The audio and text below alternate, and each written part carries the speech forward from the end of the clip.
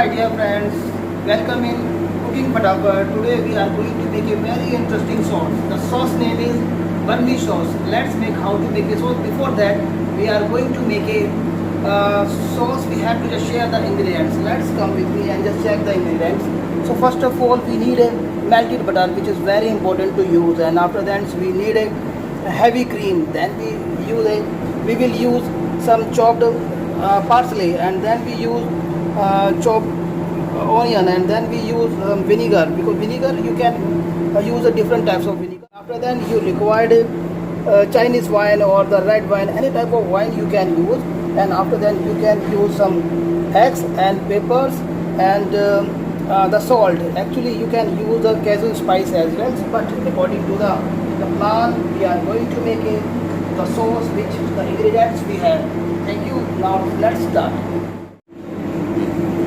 Now we have taken 4-5 eggs. Actually this is the egg yolk, which is very important. You just use the egg yolk for the good creamy sauce. So now we already take some yolk, and now we have adding some melted butter. It's okay for the if you add only 2 tablespoons, and after that you just add the heavy cream little bit. It is enough for to make a good sauce. So now we are with this form, and now you just continue, just stir in a one side, just make it a one side, not stir another side. Look at my friends, almost ready for the further process.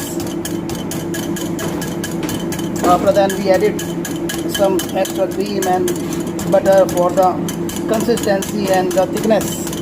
Now we have add some more ingredient as we have stated. Now add chopped parsley, chopped onion,